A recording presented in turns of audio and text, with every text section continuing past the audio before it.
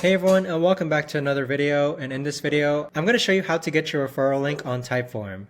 Now this video is going to be particularly useful for individuals. Let's say that you've started using Typeform and you've realized that you want to go ahead and invite a friend or family member to Typeform so they can use it as well.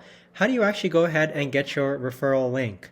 Now this video is going to be short, sweet, and simple, guys. There's not going to be a lot of steps involved, but the way to actually do this is first you're going to click on the upper right hand corner, your profile icon. Next, you're going to click on Refer Friends and Get Rewards.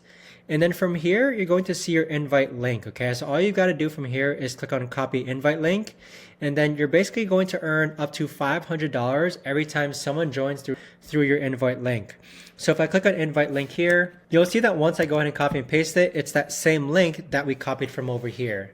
But that right there, guys, is the best and easiest way that I know of to actually go ahead and get your referral link on Typeform.